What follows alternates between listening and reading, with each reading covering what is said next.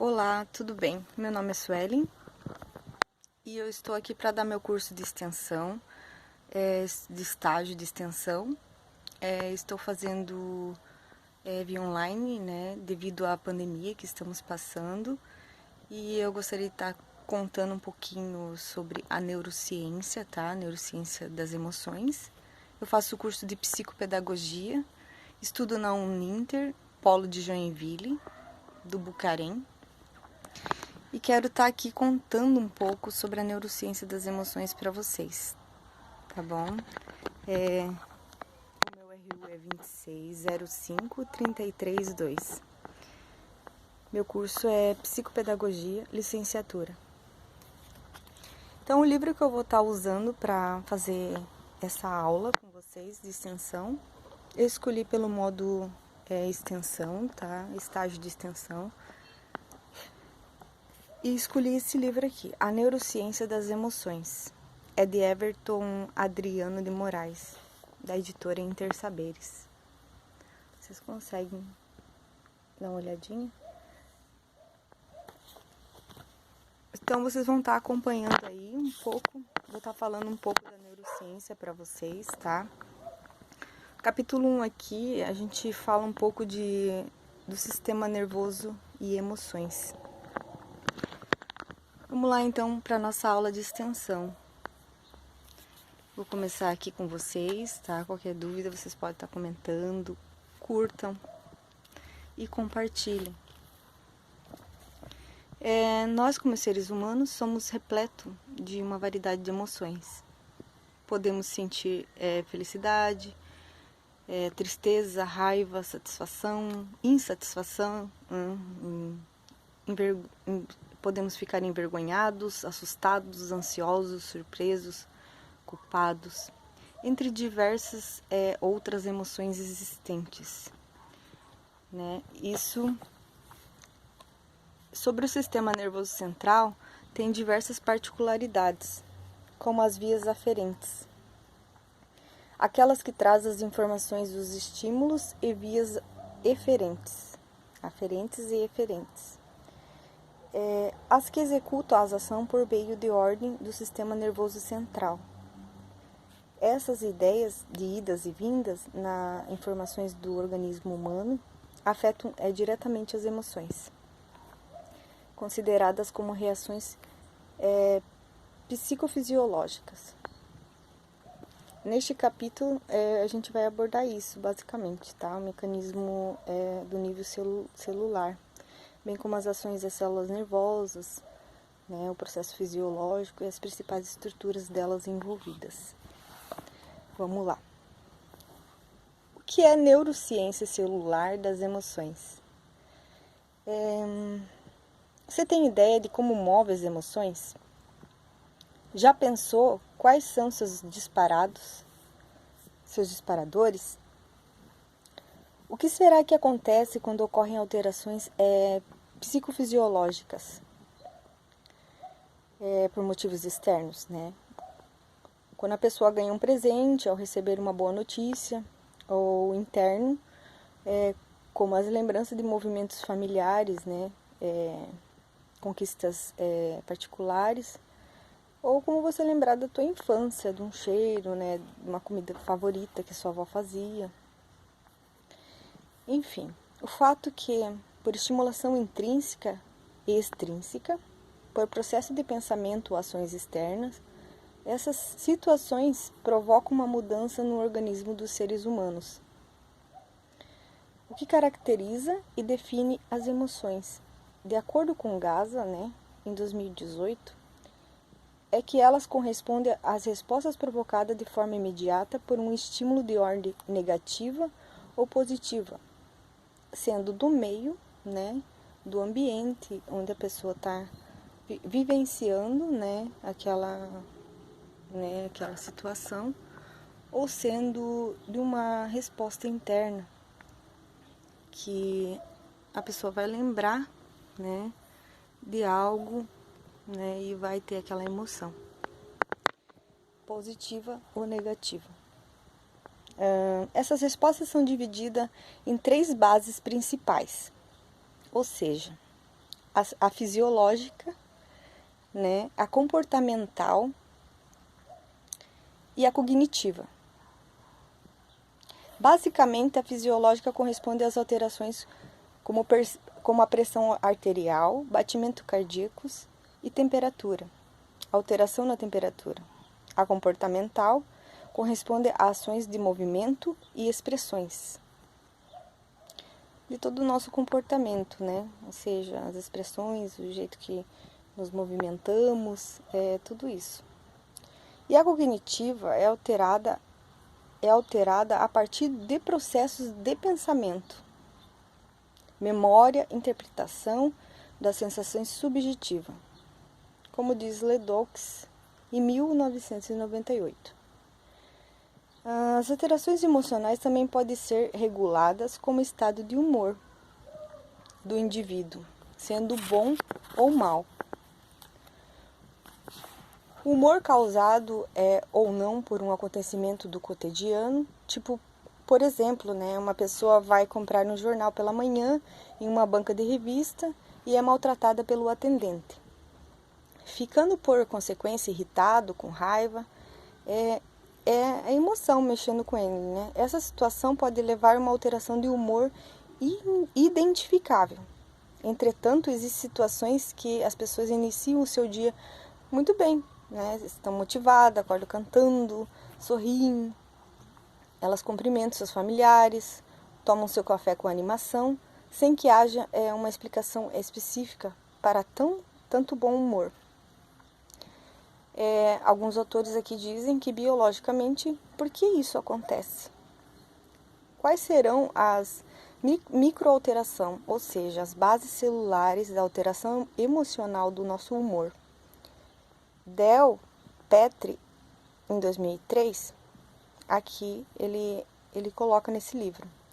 As alterações microbiológicas envolvem desde as células sensoriais até a regulamentação central do sistema nervoso. Há uma interação de diversos tecidos, órgãos, células e etc. Nossas alterações em níveis emocionais correspondem à integração entre o sistema sensorial, o sistema endócrino e o sistema nervoso. Por exemplo, as células responsáveis pelos órgãos do sentido. Os 5 sentidos, né? Audição, visão, olfato, tato e paladar. Essas captam as informações dos estímulos de ordem externa.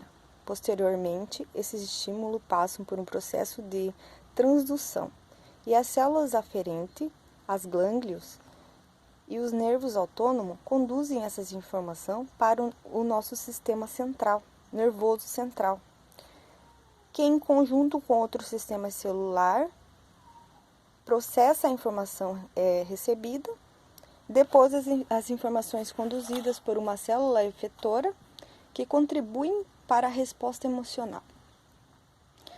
Aqui eu estou falando um pouco da biologia, né? Como é que isso acontece na célula.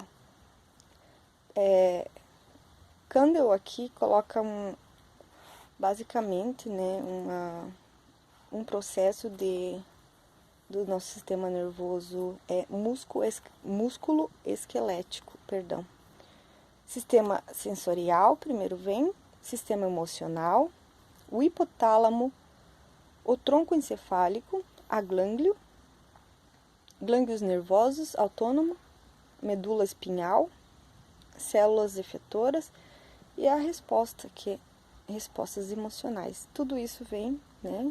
E depois vem as respostas emocionais. Eu tenho basicamente o estímulo emocional aqui, vamos ver se vocês conseguem dar uma olhadinha.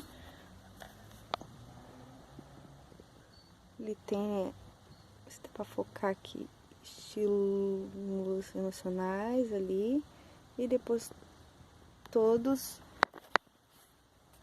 a resposta emocional do que causa, né? Esse é o desenho de Kandel, em 2014.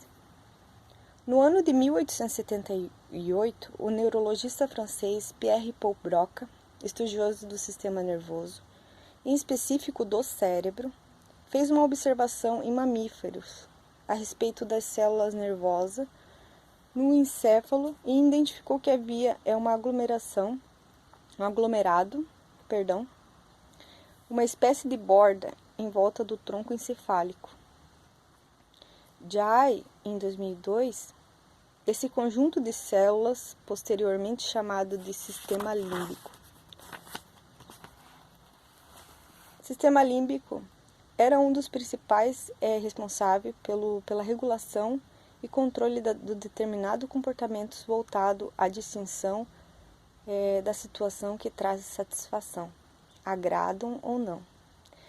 Ou seja, ele identificou que o sistema límbico em determinado comportamento é o nosso sistema que agrada, sistema de satisfação, agrada ou não, né? Ele foi identificado como esse sistema, agrada ou não o indivíduo.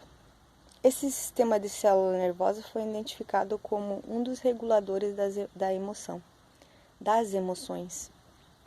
Alves, em 2013, o médico estadunidense Paul McClellan foi responsável por nomear esse conjunto de células e estruturas de nome de sistema límbico. McClellan, Nogueira, Ferreira, em 2016, de acordo com Gaza, em 2018, atualmente sabe-se que nem todas as estruturas do sistema límbico estão envolvidas diretamente com as nossas emoções, embora grande parte delas esteja. Entre diversas estruturas desse sistema, há duas extremamente importantes para o nosso funcionamento das emoções, sendo elas a ínsula e a amígdala. Tem um desenho ilustrativo aqui, vamos ver se vocês conseguem ver do livro, tá? Tô tentando resumir bem para vocês. Ali tá a ínsula e a amígdala lá embaixo. Basicamente é isso, pessoas. Aqui conseguem ver. Tô acompanhando o livro, tá? E aqui a gente tá falando sobre, para quem entrou agora aí no vídeo, sobre a neurociência celular das emoções, ok?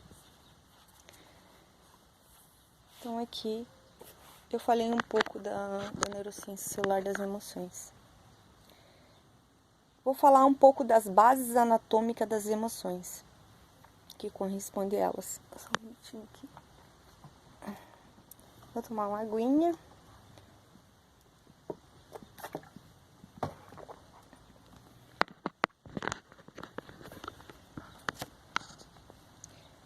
O sistema de bases anatômicas das emoções, né? O funcionamento das emoções requer a integração de diversas estruturas do nosso organismo, do organismo humano. Ele requer diversas estruturas, relacionando ao sistema nervoso, endócrino, músculo-esquelético e entre outros. Você reconhecerá as estruturas anatômicas que contribuem para o ciclo emocional ao longo deste tópico agora. Vamos lá. Na era moderna, buscou-se uma explicação sobre o funcionamento do sistema emocional. E no século XXI, a ênfase foi dada à relação entre o encéfalo e as emoções. Inicialmente, a amígdala foi identificada como a principal estrutura diretamente responsável pela regulação das emoções, como eu já havia falado. Aman, que é um autor que está aqui em 2002, diz que a amígdala é extremamente relevante nas situações do medo, condicionada ou não, mas a interação dos órgãos e sistema não se restringe apenas a essa estrutura cerebral. Como, por exemplo, quando há uma reação ou resposta fisiológica do organismo, e o encéfalo identifica os estímulos de forma muito rápida, há uma relação com as outras regiões do nosso corpo. Uma glândula do sistema endócrino, envolvida com inúmeras partes controladas pelo sistema nervoso autônomo, que trazem uma resposta comportamental a partir do sistema músculo-esquelético.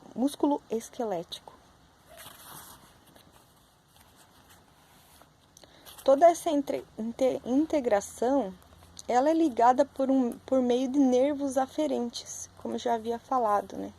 Estímulos e tudo. Toda essa integração ela é ligada por meios de nervos aferentes, que recebem a informação a partir do estímulo, e de nervos eferentes, que executam a informação dada pelo sistema nervoso central. E essa distribuição se liga a todo o organismo humano, que produz a resposta específica para cada órgão e sistema.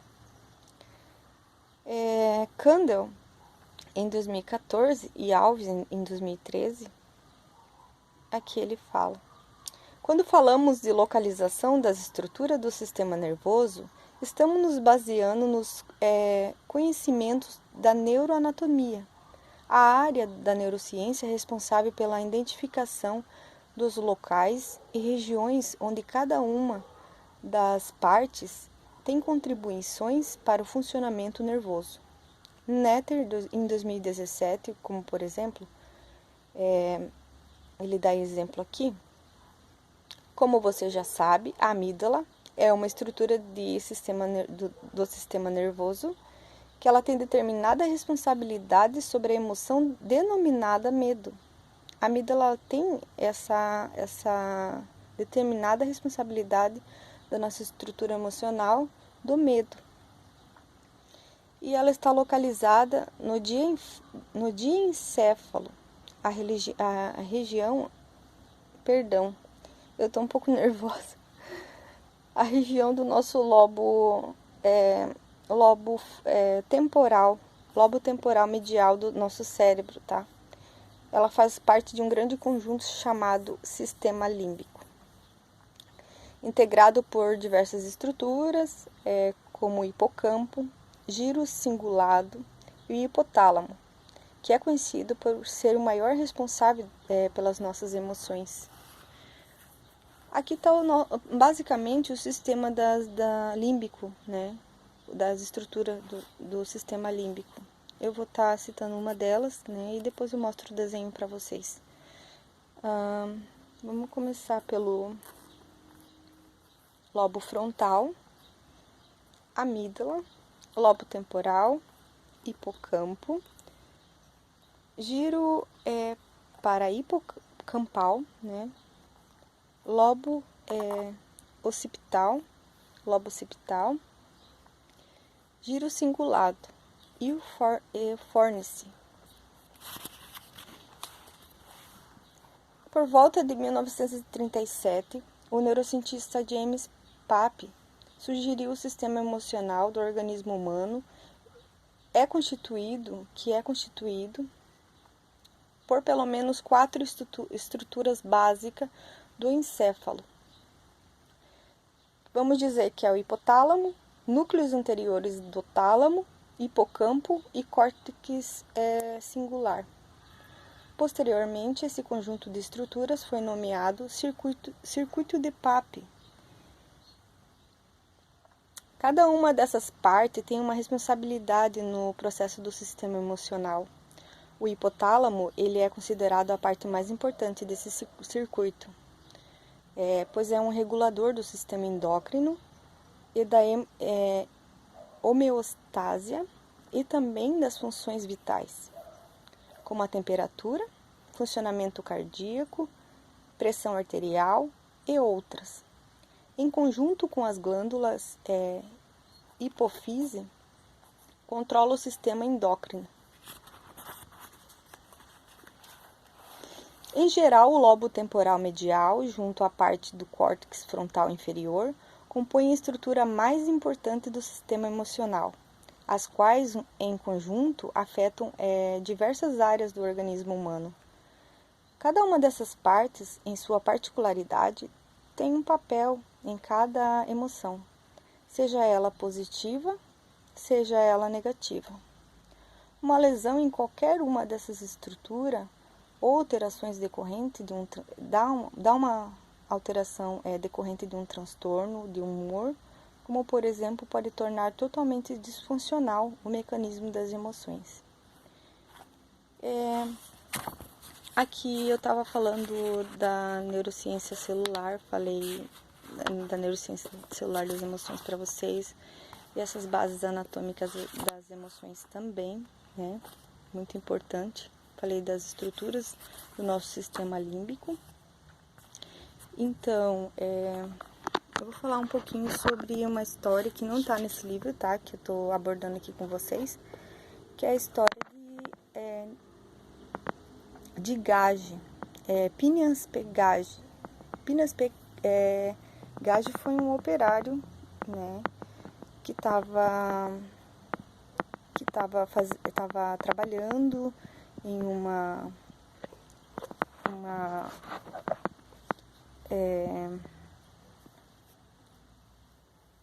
em um lugar, né, ele era um operário de linha férrea. Desculpa aí que eu tô tentando puxar aqui. Ele era um operário de linha férrea. Phineas, ele foi colocar pólvora, né? O pessoal tava querendo, como era o começo das linhas férreas nos Estados Unidos, né? Estavam construindo. Basicamente a história de Phineas é essa. Ele teve a região lateral esquerda atingida por uma explosão, né, de pólvora. Ele perdeu o olho esquerdo, né, entrou uma barra, né, daqui, basicamente desse lado esquerdo aqui, não, desse lado aqui, atingiu essa parte, né, uma barra mais ou menos de 1,5 m, entrou aqui e atingiu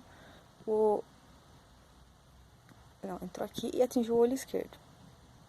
E pegou essa parte aqui da massa branca dele. Ele perdeu 11% da sua massa branca. Então, vamos resumir um pouco a história de Phineas, né? Ele ficou internado. Isso aconteceu em 13 de setembro de 1848. Isso iria mudar, basicamente, né? Até hoje estudam o caso de Phineas P. Cage. Pessoal, os neurocientistas, né, estudiosos, estudam a história dele. Em 13 de setembro de 1848, isso aconteceu e iria mudar basicamente a história aí da neurociência, da ciência. Esse operário braçal, ele foi atingido por essa barra, né, devido a essa explosão, né, com pólvora que eles usavam para destruir, né, as rochas e abrir as linhas férreas, né. E ele foi para o hospital, a família dele já até achava que ele ia falecer, a mãe já achava que ele ia falecer. Então já estavam programando já o enterro de Phineas, quando ele se recuperou. Basicamente, o médico que acompanhava ele ficou muito abismado, né, com a recuperação de Phineas. Então ele se recuperou desse acidente. Então aí o pessoal olhava para ele e falava, realmente só perdeu o olho esquerdo, né? Porque a barra pegou e atingiu e ele perdeu o olho esquerdo dele. Ou seja, esse operário, ele era totalmente diferente do que ele começou a ser, né? Phineas, ele perdeu o emprego por conta do comportamento agressivo que ele começou a apresentar, irritabilidade em grau altíssimo. Ele começou a ser um cara trapaceiro com os amigos, né? Ter uma relação social com familiares e até mesmo, né, no serviço. Ele ia trabalhar, ele foi trabalhar, né? Mas começou a ficar brigão, né? Muito briguento lá, ele brigava com todo mundo, arrumava confusão com todo mundo. Então ninguém queria saber de uma pessoa assim, né? Então o humor dele, o comportamento, a personalidade devido a esse acidente de Phineas, mudou completamente as ações dele, o comportamento de Phineas. Então, ele foi até demitido do serviço, como eu havia falado antes, né? Acho que eu estou repetindo muitas palavras aqui. E aí Phineas resolveu viver a vida dele normalmente, né? Foi viver a vida. E ali os estudiosos começaram a descobrir, né, que a nossa massa, a massa encefálica, né, podia 11% da massa branca dele foi afetada ali e teve reações com o comportamento. Ali eles os estudiosos, neurocientistas, começaram a ver que era possível que o comportamento da pessoa ia mudar e começaram a ver muito mais sobre emoções, né? Que tudo poderia mudar devido a uma lesão cerebral traumática.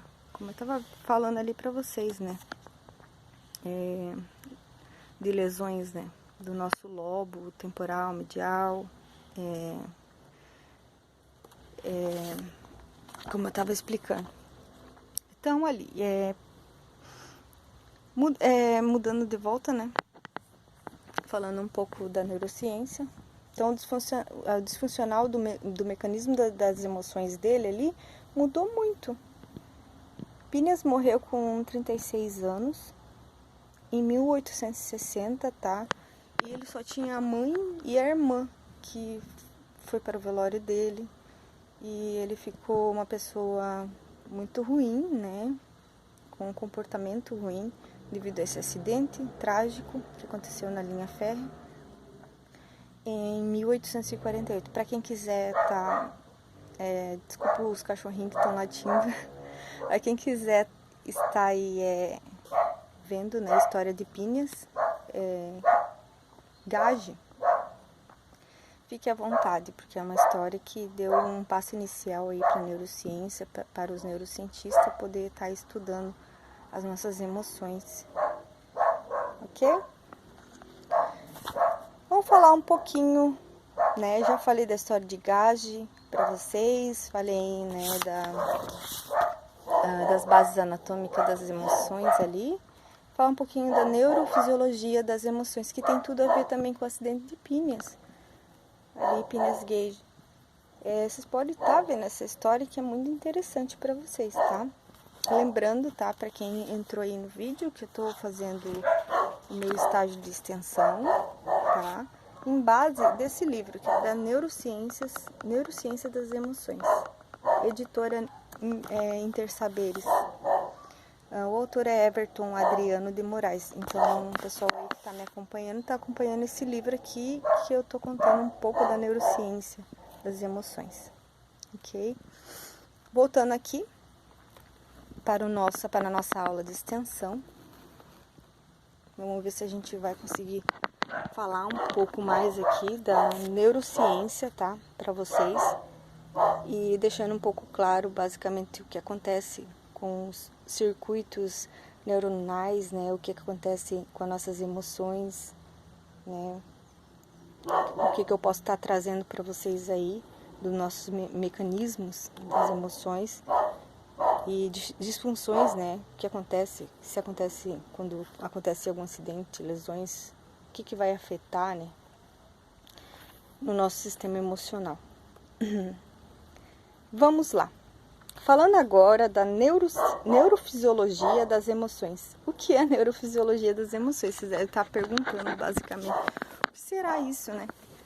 Então, vamos estar acompanhando aqui no livro, tá? Eu vou estar explicando para vocês o que é neurociência. Eu mesmo estou me gravando, pessoal, tá? Então, tá um pouco difícil para vocês acompanhar, talvez a luz.